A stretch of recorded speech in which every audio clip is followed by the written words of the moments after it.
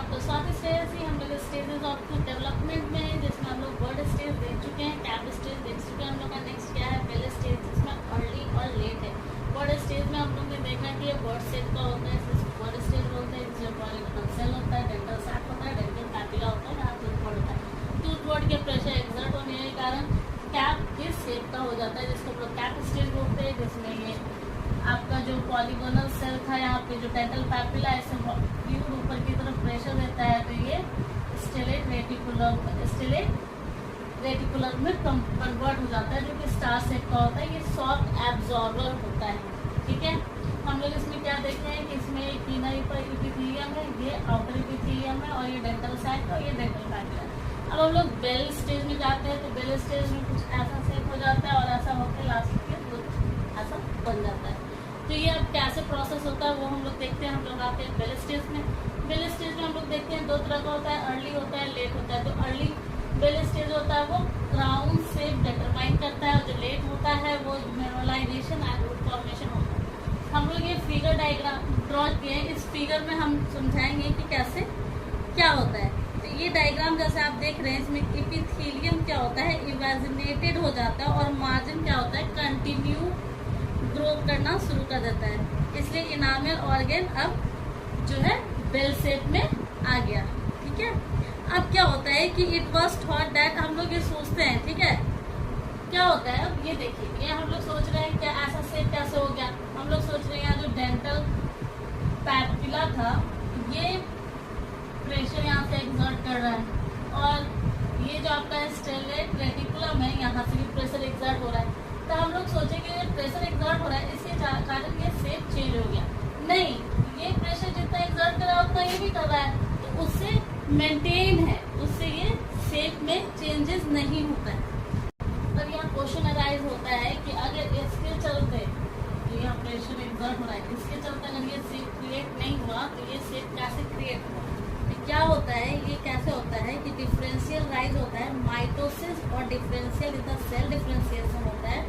इस टाइम में different raise of growth, तो यहाँ पे जो ग्रोथ है डिफरेंट रेज ऑफ ग्रोथ के कारण ये क्या होता है, ये बेल स्टेज में फॉर्म हो जाता है, ना कि इस प्रेशर के चलते, ठीक है। ये प्रेशर के चलते फॉर्म नहीं हुआ, क्या चीज के चलते फॉर्म हुआ, ये जो टूथ बोर्ड था उसका डिफरेंशियल ग्रोथ के कारण फॉर्म हुआ। अब ये कस्प टिप फर्दर टिप का कैसे हुआ, तो हम लोग का जो इनर इनामल एपिथेलियल सेल है वो क्या करता है, सबसे पहले वो डिवाइडिंग करना स्टॉप कर देता है। क्या करता है, वो डिवाइड करना स्टॉप कर देता है, ये इनर इनामल एपिथेलियम, और डिफरेंशिएट करना फर्स्ट स्टार्ट कर देता है, ठीक है। तो अब क्या होता है कि अब ये सेल जो है डिफरेंशिएट हो रहा है और स्टिल डिवाइडिंग, ठीक है। तो ये जो डिवाइडिंग एक्सर्ट करता है प्रेशर ऑन डिफरेंशिएटिंग सेल, ये जो डिवाइडिंग है, ये डिफरेंशिएटिंग सेल जैसे यहाँ पे है, इसमें जब प्रेशर एक्सर्ट करता है, जब प्रेशर एक्सर्ट किया तो क्या हुआ, तो ये क्या करता है, इनामल ऑर्गन या कस्प टिप को पुश आउट करता है, तो इनामल ऑर्गन और कस्प टिप का फॉर्मेशन होता है, ठीक है। अब ये देख लीजिए कि क्या हुआ है, ये इनामल ऑर्गन और कस्प टिप का फॉर्मेशन। अब यहाँ पे जो यहाँ पे अलग एक्सर्ट हो रहा था, यहाँ डिफरेंट अलग, और जो इसके बीच का जो स्लोप होता है उसको हम लोग क्या कहते हैं, उसको हम लोग कहते हैं कस्पल स्लोप। अब ये कस्पल स्लोप क्या है, तो कस्पल स्लोप क्या होता है, दो एरिया के बीच का जो कस्प हो, दो एरिया का जो बीच का स्लोप होता है उसको हम लोग कहते हैं कस्पल स्लोप। क्या कहते हैं उसको, कस्पल स्लोप। ये क्यों हुआ, क्योंकि सेल के पॉलिफिलेशन और डिफरेंशिएशन जब धीरे धीरे अकर हो रहा है कस्प टिप पे, तो इसका जो डेप्थ होता है ये सर्कस का, तो इसलिए कस्पल स्लोप, ठीक है। अब हम लोग क्या देखेंगे इसमें कि ये सेल डिफरेंशिएशन जो प्रोसीड हो रहा है धीरे धीरे, तो कहाँ तक जाता है, ये यहाँ सर्विक्स तक ये जाता है, ठीक है। तो ये सर्विक्स में जा करके वो लास्ट हो जाता है, यहाँ जा करके अब सेल डिफरेंशिएशन नहीं होता है, यहाँ पे जाके लास्ट हो जाता है। अब ये जो हम लोग कहते हैं कि सर्विक्स जाके लास्ट हो गया, तो इसको हम लोग क्या बोलते हैं, तो इसको हम लोग क्या बोलेंगे, सर्वाइकल लूप। सो बोलेंगे? Cervical loop. अब सर्वाइकल जो लूप है, तो सर्वाइकल लूप क्या फंक्शन करता है? तो ये क्या करता है, माइटोटिक एक्टिविटी को बहुत हाई कर देता है। माइटोटिक एक्टिविटी को क्या कर देता है? ये हाई कर देता है। अब सर्वाइकल लूप जो है उसके बारे में हम लोग जानेंगे। तो सर्वाइकल लूप क्या होता है कि ये इनर इनामल एपिथेलियम और आउटर इनामल एपिथेलियम के जंक्शन में जो होता है उसी को हम लोग सर्वाइकल लूप कहते हैं, जो कि कहता है इंटेंस करता है माइटोटिक एक्टिविटी को और हाई करता है, वेरी हाई। अब हम लोग ये देखते हैं कि वेल स्टेज को जब हम लोग माइक्रोस्कोप में देखते हैं तो इसमें 4 तरह का एपिथेलियल सेल दिखता है। कितने तरह का दिखता है? 4 तरह का एपिथेलियल सेल दिखता है। पहला दिखेगा हम लोग को आउटर इनामल एपिथेलियम, दूसरा हो गया इनर इनामल एपिथेलियम आपको देखा सेल, तीसरा आपको दिखा क्या दिखा आपको? स्टेलेट रेटिकुलम, ये दिखा आपको स्टेलेट रेटिकुलम, ठीक है। और आपको जो चौथा सेल दिखेगा वो स्ट्रैटम इंटरमीडियम दिखेगा। एक सेल, 2 सेल, 3 सेल, चौथा सेल क्या है? स्ट्रैटम इंटरमीडियम। और जो स्ट्रैटम इंटरमीडियम जो है वो क्या करता है? वो बहुत ज्यादा इम्पोर्टेंट होता है इनामल फॉर्मेशन, ठीक है, बहुत ज्यादा। अब हम लोग देखते हैं कि स्ट्रैटम इंटरमीडियम कैसे फॉर्म होता है। तो स्टेलेट रेटिकुलम आपका फ्लूइड था, ये वो आपका जो फ्लूइड प्रेजेंट है स्टेलेट रेटिकुलम में, वो क्या करता है कि वो सेल को एक्सपेंड करना शुरू कर देता है, जिसके चलते ये स्टार शेप का आपका स्टेलेट रेटिकुलम आपको दिखने लगता है। ये आपकी बेल स्टेज में ऐसा प्रोसेस शुरू होता है। और ये क्या करता है कि सेलुलर फ्लूइड का जो इंक्रीज होता है उसका अमाउंट को ये बढ़ाने लगता है, ठीक है। बढ़ाते बढ़ाते क्या करता है कि बहुत फर्दर एक्सपेंड कर देता है, जिसके कारण क्या होता है कि इनामल फॉर्मेशन होने के पहले स्टेलेट रेटिकुलम जो होता है वो कोलैप्स कर जाता है। क्या कर जाता है? कोलैप्स कर जाता है। अब जो आपका स्टेलेट रेटिकुलम कोलैप्स कर गया तो अब क्या हो गया? जो आपका स्ट्रैटम रेटिकुलम कोलैप्स करके क्या किया? आपका स्ट्रैटम इंटरमीडियम के जैसा ये हो गया। अब आप ये जानिए कि इसमें हम लोग का जो है ना, ये स्ट्रैटम इंटरमीडियम के तरफ हो गया, ठीक है। अब हम लोग ये जानेंगे कि इसमें जो न्यूट्रिएंट कैपिलरी है, ठीक है, न्यूट्रिएंट कैपिलरी, देखिए ये जो है आपका न्यूट्रिएंट कैपिलरी है। क्या है? Nutrient capillary. अब न्यूट्रिएंट कैपिलरी और एमिलोब्लास्ट का जो होता है डिस्टेंस, न्यूट्रिएंट कैपिलरी और एमिलोब्लास्ट का जो डिस्टेंस होता है वो जो होता है स्टेलेट रेटिकुलम के एक्सपैंड होने के कारण, और जो स्टेलेट रेटिकुलम जो होता है स्ट्रैटम इंटरमीडियम में जो कन्वर्ट हो गया, कोलैप्स हुआ तो वो ऐसा शेप में आ गया, तो उसके कारण न्यूट्रिएंट कैपिलरी तो जब कोलैप्स हो गया तो इसके कारण न्यूट्रिएंट कैपिलरी, ये कोलैप्स हो गया, ऐसा हो गया, ये आपका ये फट गया, तो आपका न्यूट्रिएंट कैपिलरी और जो यहाँ एमिलोब्लास्ट था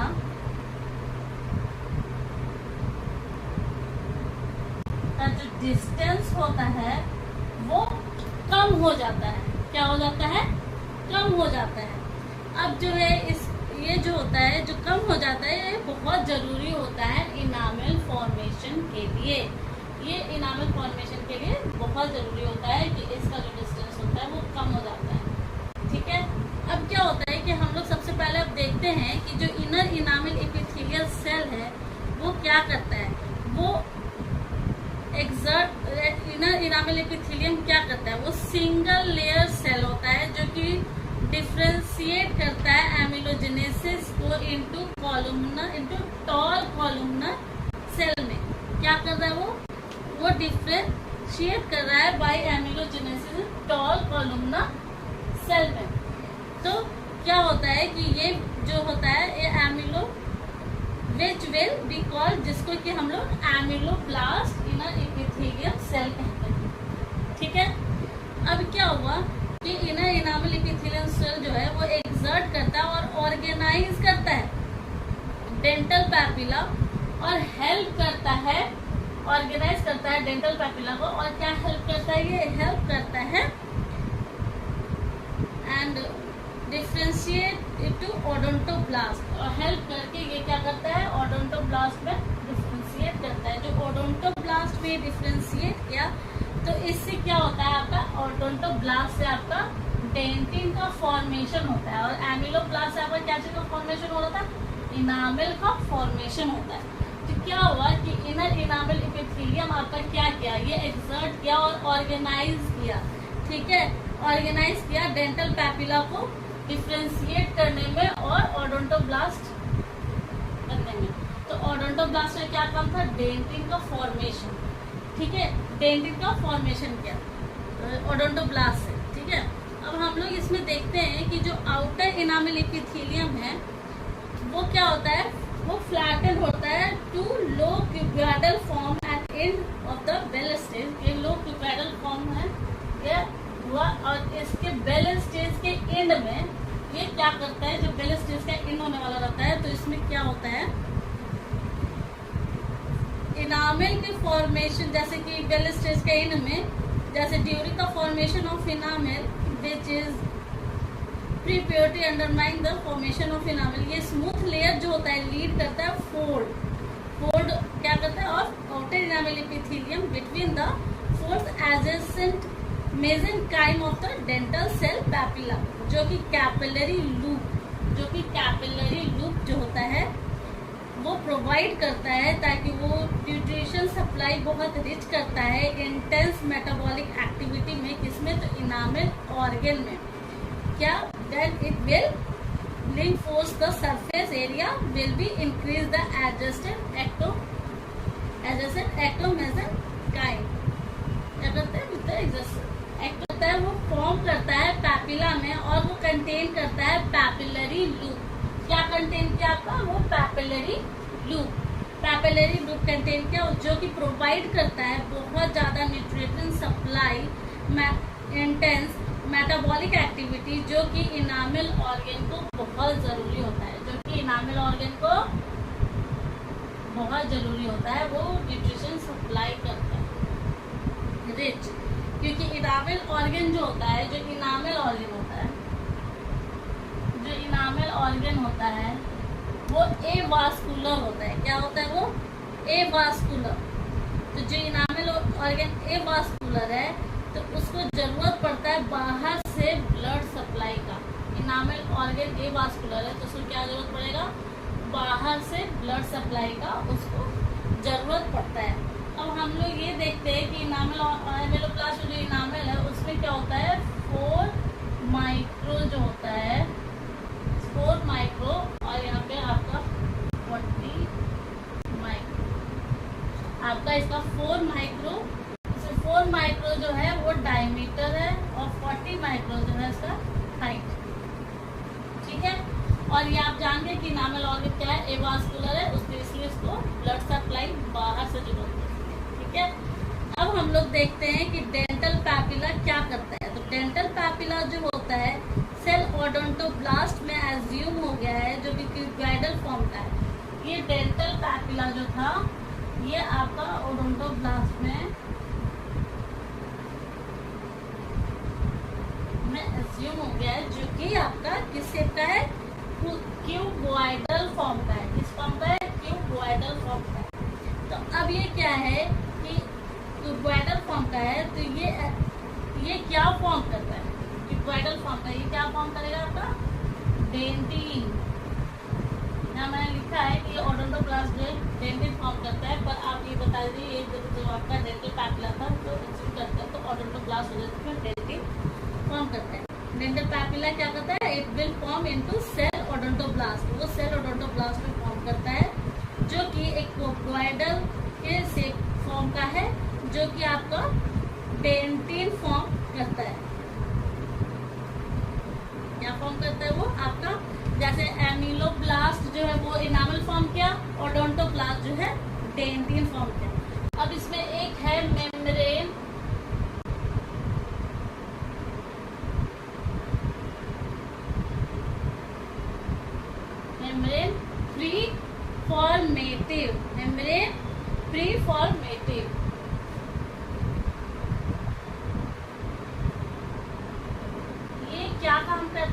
मेम्ब्रेन प्री फॉर्मेटिव क्या काम करता है? मेम्ब्रेन प्री फॉर्मेटिव जो होता है वो बेसमेंट मेम्ब्रेन है जो कि आपके इनामल ऑर्गन और डेंटल पैपिला को सेपरेट करता है। क्या करता है? इनामल ऑर्गन और डेंटल पैपिला को सेपरेट करता है just before dental formation. Dental formation के जस्ट बिफोर ये इनामल ऑर्गन और डेंटल पैपिला को सेपरेट कर देता है, ठीक है। और डेंटिन के फॉर्मेशन के जस्ट पहले ये इनामल ऑर्गन और डेंटल पैपिला को सेपरेट कर देता है। कौन करता है? मेम्ब्रेन प्री फॉर्मेटिव, ठीक है। अब हम लोग जो है देखेंगे कि डेंटल सैक क्या काम करता है। डेंटल सैक जो होता है वो सर्कुलर अरेंजमेंट हो जाता है उसके फाइबर का, और वो क्या करता है? इवेंचुअली वो डिफ्रेंशिएट करता है किसमें? पेरियोडोंटल फाइबर में। डेंटल सैक लास्ट में क्या से डिफ्रेंशिएट करता है? पेरियोडोंटल फाइबर में, ठीक है। डिफ्रेंशिएट कर देता है पेरियोडोंटल फाइबर में, जो कि आगे जाकर के डेवलप भी करता है सीमेंटम, आगे जाके डेवलप करता है सीमेंटम और फॉर्म करता है पेरियोडोंटल लिगामेंट। क्या फॉर्म करता है डेंटल सैक? Periodontal ligament. और आपको एक चीज तो बताना ही भूल गए, ये कि स्ट्रैटम इंटरमीडियम जो होता है ये आपका इनामल ऑर्गन फॉर्मेशन के टाइम के लिए होता है। इनामल ऑर्गन फॉर्मेशन पर ये रूट में नहीं होता है, क्योंकि ये जो रूट में सीमेंटम होता है, इनामल नहीं होता है, इसलिए स्ट्रैटम इंटरमीडियम रूट के टाइम में वो खत्म हो जाता है। Thank you. अगर आपको इसमें कोई प्रॉब्लम या डाउट हो तो आप जरूर पूछें। अगर आप हमको कुछ बताना चाहते हैं तो